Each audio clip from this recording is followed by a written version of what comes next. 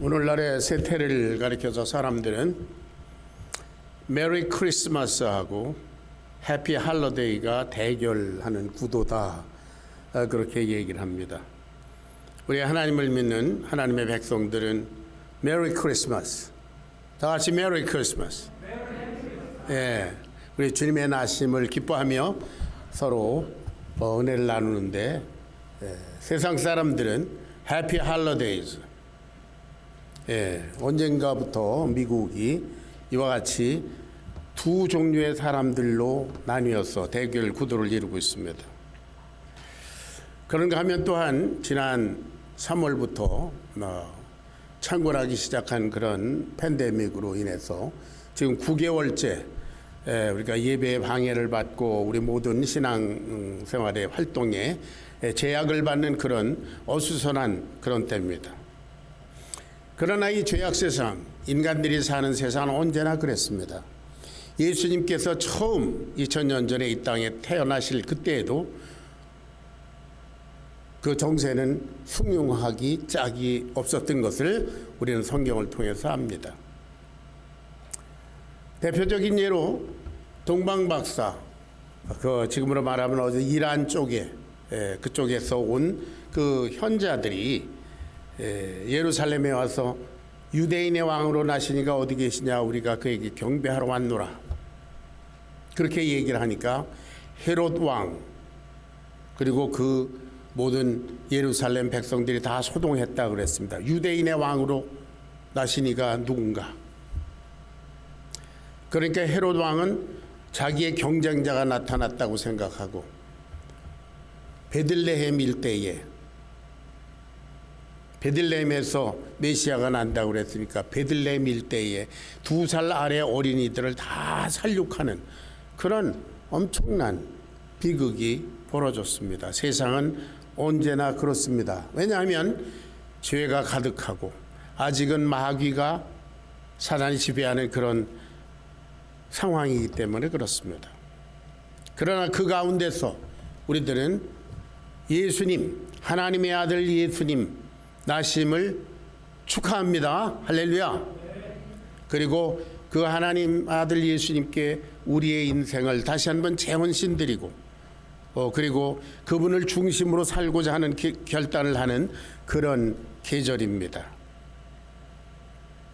예수님은 우리가 잘 아는 대로 이 땅에 아기로 오신 이유가 이제 그냥 죽는 게 아니라 이 세상 죄인들을 위해서 십자가에 죽으시고 그리고 죄인들의 의로움을 위해서 구원을 위해서 부활하시고 그리고 하나님의 아들이시니까 원래 본래의 자리로 승천하시고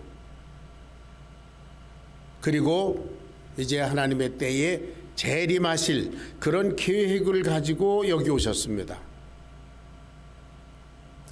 예수님의 탄생, 예수님의 십자가의 죽으심, 그리고 부활하심, 그리고 승천하신 것까지 다 이루어졌습니다. 아멘. 그런 것처럼 예수님의 재림도 반드시 이루어질 줄로 믿습니다. 그것이 언제인지 우리가 알 수 없을 뿐입니다. 예수님 당시에도 유대인의 왕, 다시 말해서 메시아가 어디서 나겠느냐, 그럴 때에 사람들은 알고 있었습니다. 미가서 기록에 의하면 베들레헴에서 납니다. 어디에서 출생하실 것까지 다 알았는데 사실 기다리진 않았습니다. 그런데 막상 동방 박사들이 와서 유대인의 왕으로 나신 메시아가 어디 계신가 물으니까 대난리가 났습니다. 이제 데살로니가전서 4장에 있는 것처럼 주님 재림하실 그때 주께서 호령과 천사장의 소리와 하나님만의 나팔로 하늘로부터 강림하시리니 그때에 죽은 자들이 먼저 일어나고 그 위에 우리 살아남은 자도 구름 속으로 끌어올려 공중에서 주를 영접하게 하시리라. 할렐루야. 그때에 이 세상에 대소동이 일어날 겁니다. 여러분 준비됐습니까? 확실합니까? 예. 자, 오늘 설교 본 제목은 찾아오시는 하나님입니다. 이 세상에 우리 하나님 외에 하나님이라고 하는 그런 가짜 신들은 생명이 없으니까 찾아오질 않습니다. 그런데 우리 하나님은 영원히 살아계신 생명의 주님이시기 때문에 그분은 찾아오시는 분이십니다. 이 땅에 찾아오시고 그리고 저와 여러분께 찾아오시고 시간과 공간을 초월해서 이 땅의 모든 인생들에게 찾아오시는 분이십니다. 그래서 당신을 나타내셨습니다. 요한복음 1장 18절 우리 다 암송하는 귀절이지요.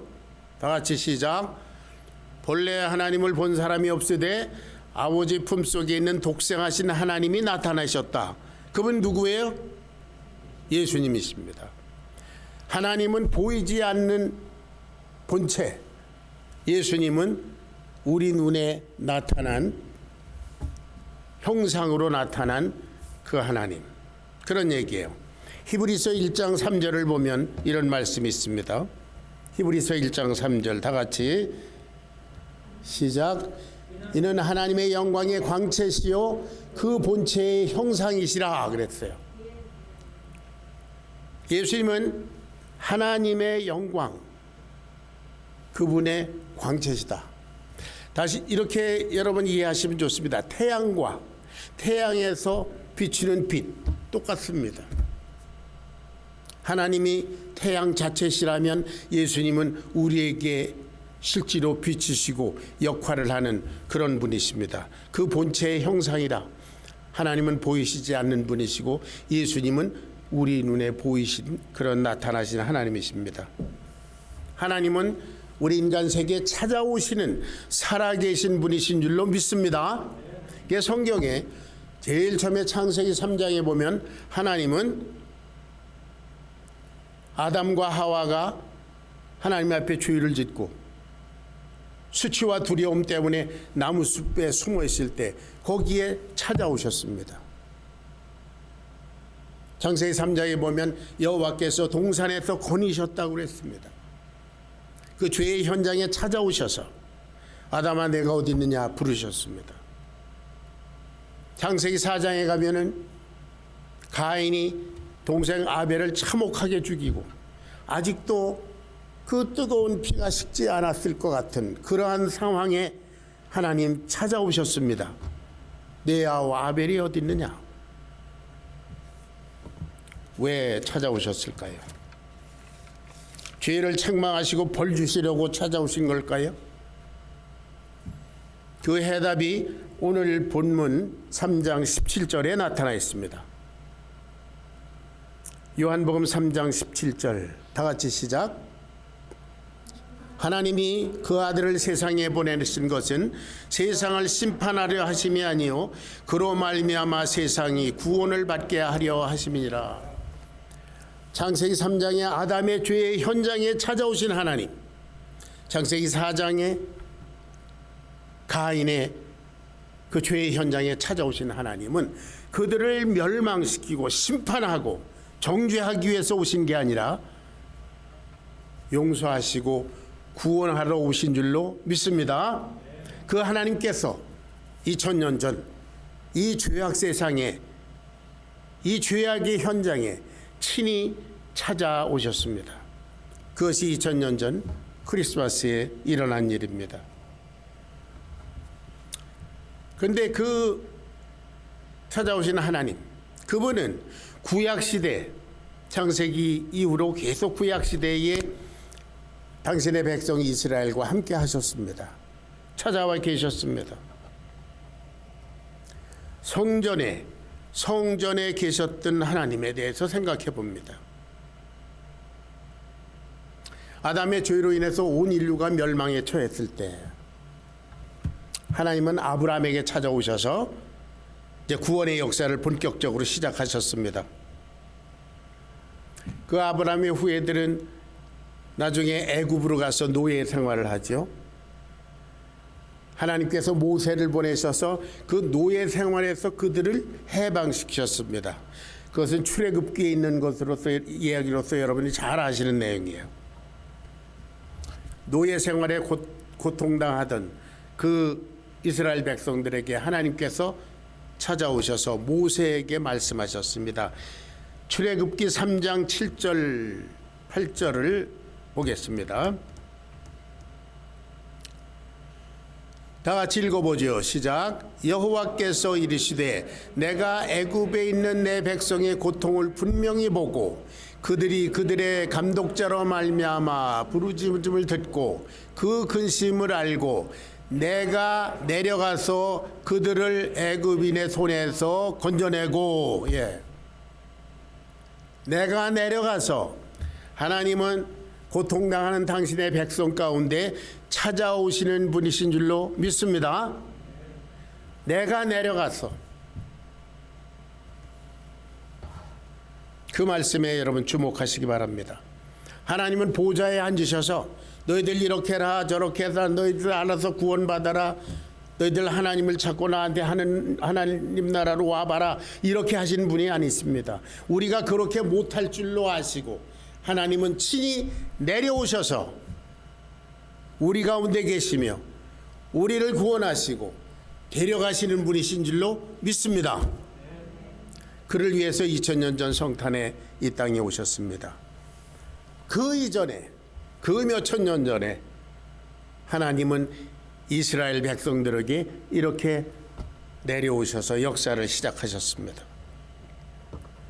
그리고 이스라엘 백성들에게 성막을 만들어서 거기서 죄사함을 받고 하나님의 말씀을 받고 그렇게 하라고 성막을 만들 것을 명령하셨습니다. 출애굽기 25장 20절부터 22절까지를 봅니다. 뭐 성막은 이렇게 만들고 저렇게 만들고 뭐 등등 여러 가지 아주 복잡한 구조를 자세하게 말씀하시고 나서 21절을 읽어보겠습니다. 21절. 속죄소를 궤 위에 얹고, 다 같이 속죄소를 궤 위에 얹고 내가 내게 증거를 그 속에 넣으라. 거기서 내가 너와 만나겠다 그랬어요. 그 성막은 그 안에 들어가면은 성소가 있고 지성소가 있습니다. 지성소 가장 거룩한 곳 거기에 언약궤가 있습니다. 그 언약궤는 뭐가 들어있어요? 언약궤는 뭐가 들어있습니까? 하나님의 말씀을 기록한 돌판이 들어있습니다. 언약궤 위에 금으로 이렇게 천사의 형상을 이렇게 쳐서 그 빈 공간에 거기서 내가 너희를 만나겠다. 내가 너희를 만나겠다. 영광의 보좌에만 계신 분이 아니라 그 성막 거기에 내려오셔서 이스라엘 백성들을 만나시고 그리고 죄사함을 용서를 주시고 인도하시는 그런 분이십니다.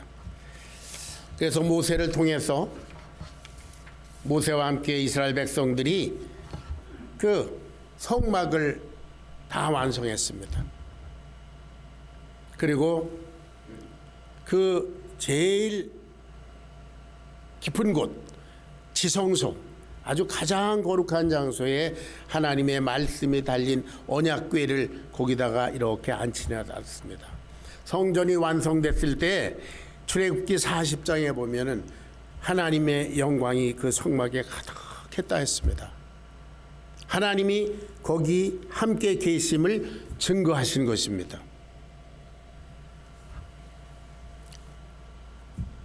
이스라엘 백성들이 광야 생활을 할 동안에는 그렇게 성막이라고 하는 그 텐트에 거기 계셨습니다. 그러다가 나중에 이스라엘 백성들이 가나안 땅에 가서 정착하다 솔로몬 왕을 통해서 성전을 건축했습니다.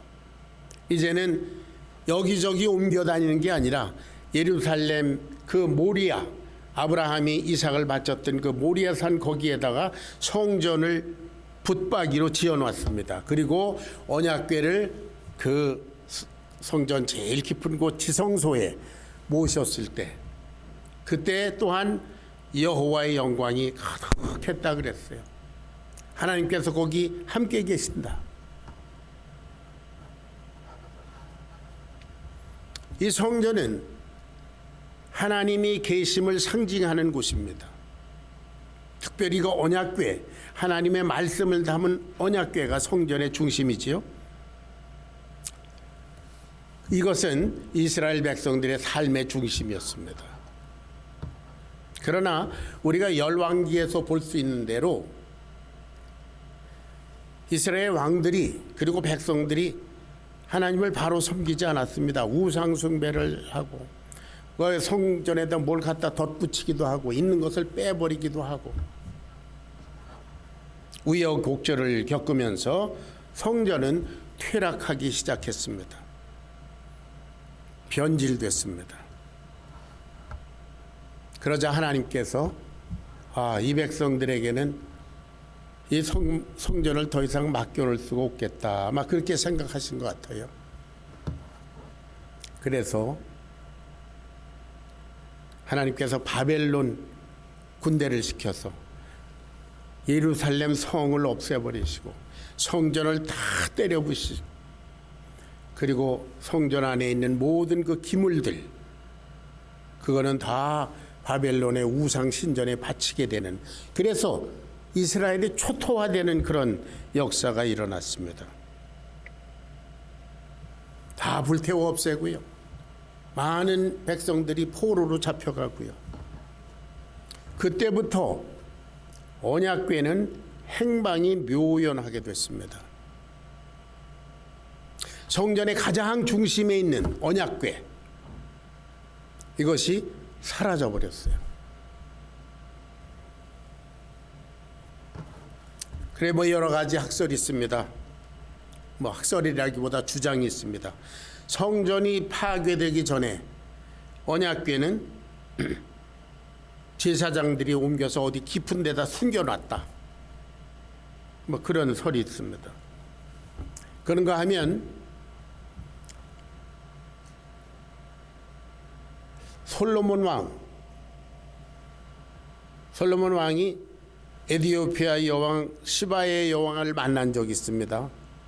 그때 그 사이에서 나는 아들이 있었는데 그 이름이 메네릭이라고 합니다. 이 메네릭은 아주 총명하고 또 솔로몬 왕한테 사랑을 받는 아들이라서 이 에티오피아에서 이 아들이 아버지 솔로몬을 만나러 왔을 때 언약궤하고 똑같은 모형을 하나 만들어 줬답니다. 선물로. 그런데 이 메네릭이라는 자는 굉장히 지혜로워서 진짜 언약궤하고 바꿔치기를 했대요. 예. 그래서 지금 그 진짜 언약궤는 에티오피아에 가면 랄리벨라라는 곳이 있는데 거기 어디에 깊숙이 묻혀 있답니다. 2년 전인가요, 제가 에티오피아에 그 강의하러 갔을 때 그런 얘기를 하면서 에티오피아 사람들은 그걸 아주 자랑스럽게 여깁니다. 그리고 거기 가보겠느냐고. 그래서 싫다고 그랬어요. 네. 그건 거짓말 같은 얘기이기 때문에. 어쨌든 행방이 묘연해졌습니다. 몇 가지 얘기가 있지만 신빙성이 없습니다. 비성경적이기 때문에 그랬습니다. 여러분, 바벨론 군사들이 그 무지막지하게 예루살렘 성을 다 때려부시고 백성들을 막 살육을 하고 성전에 들어와서 막 기물을 다 훔쳐가고 탈취해가고 그럴 때 아마 제일 깊숙한 곳에 가서 언약궤를 보니까 언약궤는 금으로 이렇게 쌓여져 있습니다. 아카시아 나무로 만들어서 금으로 쌓아서 그 위에 돌판을 넣고 이렇게 돼 있잖아요. 그러니까 바벨론 군사가 와서 보니까 금덩어리가 있잖아요. 그때는 금 무척 좋아했을 때니까. 그걸 옮기려고 그러니까 무겁지 않습니까? 왜? 속에 돌이 들어있어요. 열어보니까 돌이 있다. 돌 내팽개치고 그리고 금만 가져갔겠지요. 여러분, 다니엘서 1장을 보면 하나님께서 이 느부갓네살, 바벨론의 느부갓네살의 손에 이스라엘을 붙였다 그랬어요. 그로 하여금 다 회파시키도록 허락하셨다 그랬어요. 하나님을 하나님으로 바로 섬기지 않는 백성, 언약궤에 거기서 만나겠다고 하신 그 하나님을 무시하는 자들, 언약궤를 하나님과 약속한 그 말씀을 지키지 않는 백성들은 그 언약궤와 그 성전을 소유할 자격이 없었던 것입니다. 그래서 없애버리셨습니다. 이러한 무지막지한 그런 역사가 일어나기 방금 얼마 전에 예레미야 선지자는 예레미야 3장 16절에서 이와 같이 말했습니다. 다 같이 시작. 여호와가 말하노라. 너희가 이 땅에서 번성하여 많아질 때에는 사람이 여호와의 언약궤를 다시는 말하지 아니할 것이요 생각지도 아니할 것이요 기억지 아니할 것이요 찾지 아니할 것이요 만들지 아니할 것이다. 예레미야 선지를 통해서 뜬금없이 이런 예언을 주셨어요. 너희가 다시 이 땅 예루살렘에 와서 사람이 번성하여질 때가 되면 그때에는 여호와의 언약궤를 다시는 말도 안 할 거다. 말하지도 않고 생각지도 않고 기억하지도 않고 찾지도 않고 만들지도 않을 거다. 그거 없어질 것이다. 그런 예언을 했습니다. 그런데 이스라엘 백성들이 바벨론 포로 생활에서 70년 만에 돌아와서 예루살렘에서 성전을 다시 건축했습니다. 수룹바벨이라는 사람과 그리고 에스라 그런 지도자를 통해서 성전을 다시 옛날처럼 만들었어요. 그리고 고레스 왕은 그때 느부갓네살이 성전에서 가져갔던 것들 다 도로 갖다 거기다 놔라 도로 돌려줬는데 언약궤를 돌려줬다는 얘기는 없습니다. 성전을 만들어 놨는데 그리고 다 완성을 했는데 여호와의 영광이 가득했다는 말은 없습니다. 왜 그럴까요?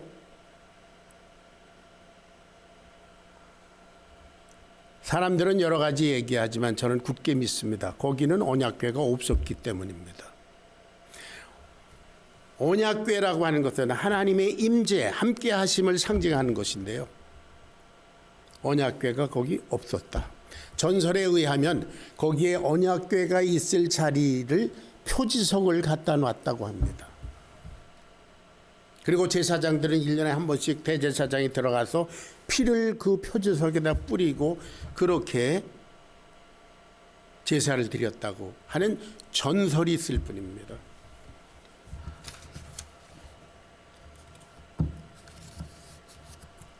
자, 하나님이 왜 그것을 없앴을까? 하나님이 그거 보호하시려면 얼마든지 보호하실 텐데 왜 없앴을까? 사도행전 7장에 보면 스데반 집사가 이런 얘기를 합니다. 사도행전 7장 48절부터 50절까지를 읽어보겠습니다. 다 같이 시작. 그러나 지극히 높으신 이는 손으로 지은 곳에 계시지 아니하시나니 선지자가 말한 바 주께서 이르시되 하늘은 나의 보좌요 땅은 나의 발등상이니 너희가 나를 위하여 무슨 집을 짓겠으며 너희 안식할 처소가 어딘가. 이사야 선지자를 통해서 이미 말씀하신 그 내용을 스데반 집사가 다시 인용했습니다. 그때 당시에는 언약궤가 없는 성전이 그대로 있었습니다. 스데반 집사 얘기가 뭡니까? 하나님이 뭐 사람이 지은 집에 계시겠느냐? 여기 안 계신다. 그럼 누구?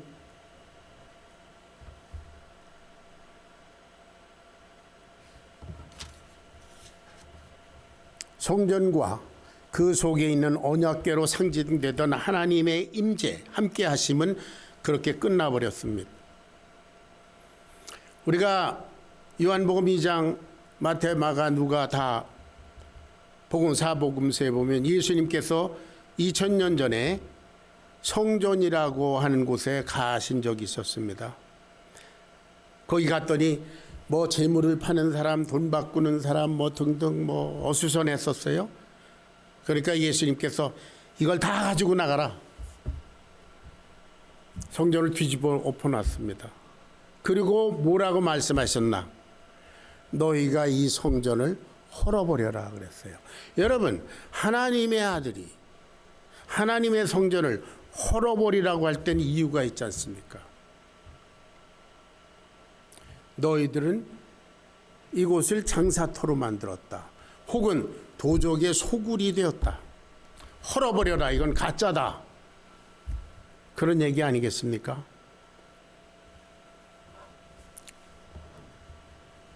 그때 당시에는 제자들조차도 예수님이 이게 무슨 말씀을 하시나 몰랐다고 그랬어요. 요한복음 2장 21절 22절을 읽어봅니다. 다 같이 시작. 그러나 예수는 성전된 자기의 육체를 가리켜 말씀하신 것이라 죽은 자 가운데서 살아나신 이후에야 제자들이 이 말씀하신 것을 기억하고 성경과 및 예수의 하신 말씀을 믿었더라. 그러나 예수는 성전된 자기의 육체를 가리킨 것이라. 이 성전을 헐어버려라. 이건 성전도 아니다. 성전된 자기의 육체. 예수님의 육체는 저와 여러분과 같은 사람 모습이지만 그 속에는 하나님이 계신 줄로 믿습니다. 예수님은 살아계신 성전입니다. 예수님 속에 계신 하나님, 그분을 생각해 봅니다. 마태복음 1장 28절 같이 읽어봅니다. 시작. 보라, 처녀가 잉태하여 아들을 낳을 것이요 그 이름을 임마누엘이라 하리라 하셨으니 그 이름을 번역한 즉 하나님이 우리와 함께 계시다 함이라. 예수님을 보고 하나님이 우리와 함께 계신 분이시다, 임마누엘, 그렇게 얘기했습니다. 그때까지 있던 성전, 거기 가짜 성전이었습니다. 이제는 손으로 지은 것이 아닌, 사람으로 지은 것이 아닌 진짜 성전 예수님이 오신 줄로 믿습니다. 그동안 하나님의 임재, 하나님의 함께 하심을 상징하던 성전은 모형이었었고 이제는 진짜 원형이신 예수님께서 이 땅에 오신 것이 2000년 전 성탄의 얘기입니다. 광야에서 텐트 속에 계셨던 하나님, 이스라엘 백성에 의해서 예루살렘 성전의 지성소에 계셨던 하나님이 마지막 때 2000년 전에 예수라는 하나님의 아들 속에 계시며 어린아기의 모양으로 우리 가운데 찾아오신 것이 2000년 전 성탄절의 사건인 줄로 믿습니다. 할렐루야. 예, 찾아오시는 하나님, 그렇게 우리 가운데 찾아오셨습니다. 그리고 그분은 인류의 죄를 위해서 십자가에 죽으심으로 죄를 완전히 대속하시고 부활로 승리하셨습니다. 여러분, 예수님께서 십자가에 죽으셨을 때 기이한 현상이 일어났지 않았습니까? 예수님께서 운명하시는 순간 성전의 그 지성소, 소위 언약궤가 있어야 할 지성소, 거기를 가로막고 있던 그 커튼이 위에서부터 아래로 쭉 찢어져서 열렸다 그랬습니다. 그런 얘기 여러분 들으셨죠? 그건 무슨 뜻이라고 했습니까? 이제는 예수님의 십자가의 피에 의지해서 누구든지 지성소에 들어갈 수 있다. 하는 것을 나타낸다고 우리는 그렇게 알고 있었습니다. 사실입니다. 그런 뜻도 있습니다. 그런데 언약궤를 가리고 있던 그 커튼이 쫙 찢어지면서 열려졌을 때 그 속에 언약궤가 있었을까요?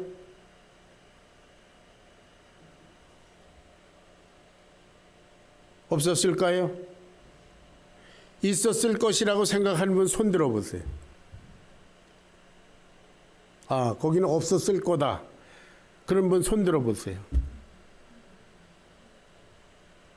예. 이것도 저것도 아니면 모르겠다. 이 목사가 알아서 처리해라.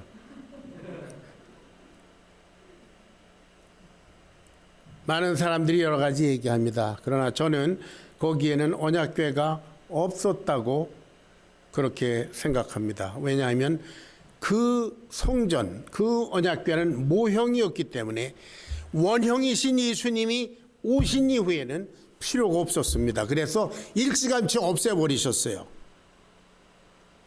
그러므로 아까 우리가 읽어본 대로 이제 이 땅에 사람이 번성할 때는 언약궤를 다시는 말도 하지 않고 기억지도 않고 생각하지도 않고 만들지도 않고 그럴 필요가 없어졌다. 이제 예수님 하나님의 아들이 직접 오실 때가 됐다. 그것이 2000년 전의 성탄의 사건인 줄로 믿습니다. 여러분, 사실 언약궤가 없는 성전은 가짜였습니다. 그래서 예수님이 헐어버려라 이거. 너희들 없는 줄 알면서 괜히 있는 척하고 그러지 말고 헐어버려라. 성전의 휘장, 그 가로막고 있던 커튼이 열려지면서 거기 있어야만 하고 있다고 믿었던 언약궤는 없었습니다. 성전의 속살이 완전히 드러난 순간입니다. 그래서 예수님의 제자들이 나중에 예수님이 죽으시고 부활하신 후에 그렇구나. 예수님이 진짜 성전이시구나. 그렇게 알았습니다. 오늘 본문 말씀의 3장 요한복음 3장 16절 여러분 너무나 잘 아신 말씀이죠. 다 같이 시작.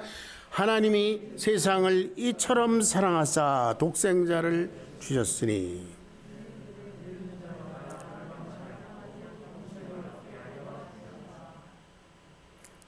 하나님이 세상을 이처럼 사랑하사.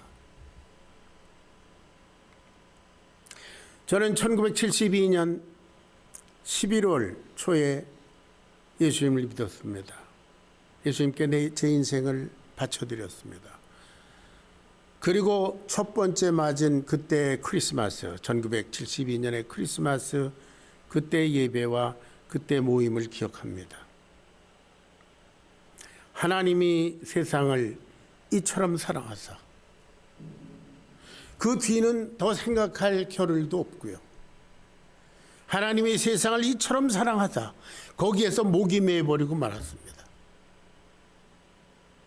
제가 그때 뭘 발표할 때인데 거기서 울음이 터졌어요. 나 같은 죄인을 사랑하시는 하나님, 나도 싫어하는 나를 사랑하시는 하나님, 그분은 어떤 분인가?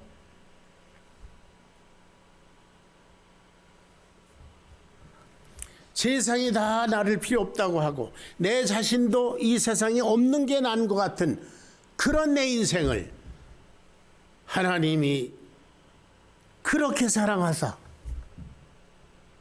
하나님이 나를 사랑하신다는 그 사실 하나만으로 저는 더 바랄 것이 없었습니다.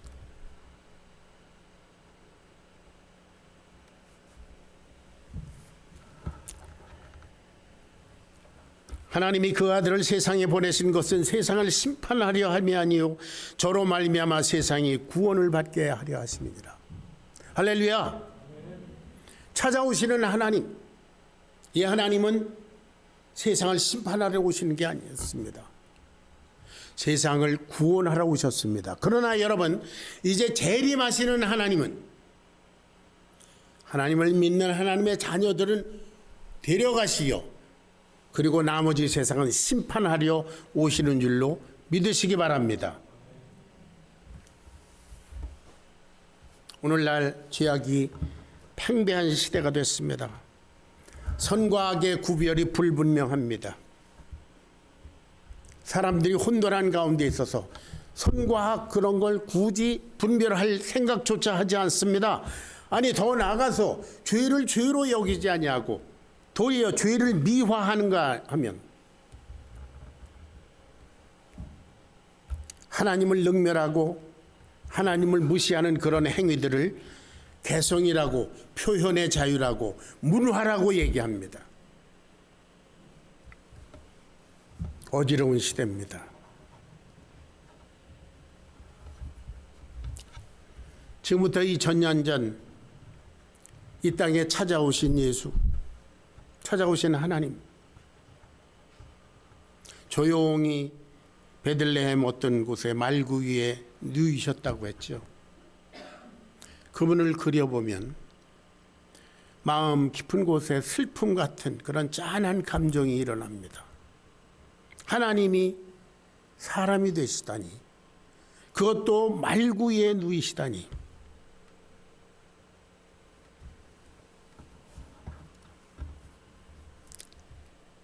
그렇게 세상에 찾아오시는 예수님은 때가 되매 저와 여러분 각자에게 인격적으로 찾아와 주신 줄로 믿습니다. 그래서 그분은 우리 주님이 되셨습니다. 사랑하시기 때문입니다. 찾아오시는 하나님, 그분은 광야에서 이스라엘과 가운데 성막에 계셨습니다. 그는 솔로몬이 건축한 예루살렘 성전에 계셨습니다. 그리고 2000년 전 이때쯤 이 땅에 태어나신 예수님 속에 계셨습니다. 그리고 오늘날 저와 여러분의 속에 계신 줄로 믿습니다. 또한 저와 여러분이 모여서 이룬 이 교회에 계신 줄로 믿으시기 바랍니다.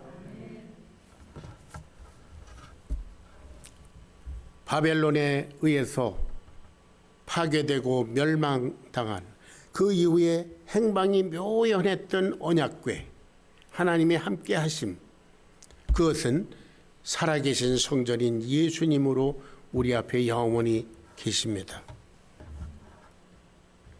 언약궤가 없는 성전을 향해서 예수님 말씀하셨지요. 너희가 이 성전을 헐어버려라.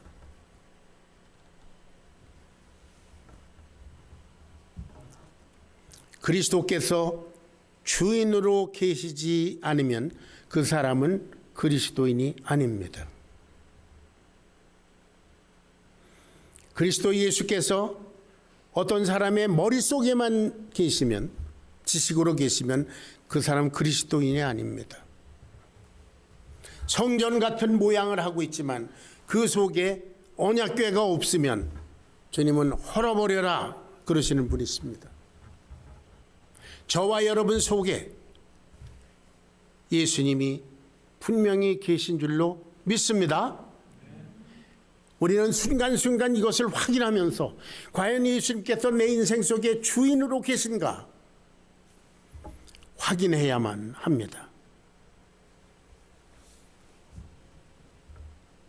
하나님이 세상을 이처럼 사랑하사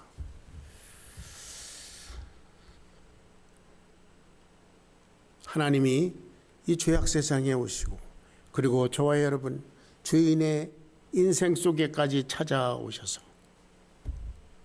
나를 구원하시다니, 이제 우리가 더 바랄 것이 무엇입니까?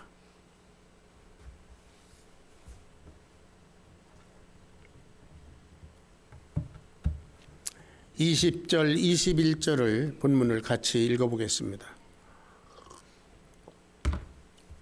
다 같이 요한복음 3장 20절 21절 시작. 악을 행하는 자마다 빛을 미워하여 빛으로 오지 아니하나니 이는 그 행위가 드러날까 함이요 진리를 따르는 자는 빛으로 오나니 이는 그 행위가 하나님 안에서 행한 것임을 나타내려 함이라 하시니라. 악을 행하는 자마다, 하나님을 믿지 않은 자, 하나님 앞에 나오지 않습니다. 왜냐하면 그 속에 하나님이 없는 것이 드러납니다. 빛 가운데로 오면 죄만 드러납니다. 그러나 진리를 따르는 자, 하나님을 믿는 자는 빛으로 오나니 그 행위가 하나님 안에서 행한 것임을 나타내려 하나님께 영광을 드리기 위해서 이 모든 것은 하나님의 은혜입니다. 하나님께서 저를 인도하셨습니다. 하나님이 하셨습니다. 하나님이 저를 통해서 하셨습니다. 하나님이 우리 교회를 통해서 이루셨습니다. 하나님 영광 받으시옵소서. 할렐루야. 그렇게 한다는 것이죠. 2000년 전 성탄에 이 땅에 찾아오셨으며 그리고 때가 되며 우리 각자의 인생 속에 찾아오신 주님을 생각하면서 우리도 주님의 심정을 품고 주님의 사랑을 가지고 누군가를 찾아 나서야 되겠습니다. 그것이 그리스도인의 삶입니다. 복음이 필요한 사람들, 우리의 구체적인 도움이 필요한 사람들, 외로운 사람들, 우리가 용서해야 될 사람들, 또 우리가 용서받아야 될 사람들, 하나님의 사랑이 필요한 사람들, 나로 인해서 상처받은 사람들,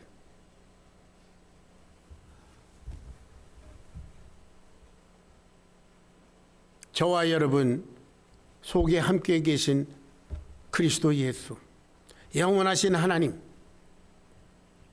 2000년 전에 찾아오셨고 때가 되매 저와 여러분에게 찾아오신 우리 하나님을 찬양드립니다. 할렐루야. 누가복음 2장 14절 다 같이 다시 한번 읽어보겠습니다. 시작. 지극히 높은 곳에서는 하나님께 영광이요 땅에서는 기뻐하심을 입은 사람들 중에 평화로다. 예수님 태어나셨을 때 하나님께서는 크게 영광이 됐습니다.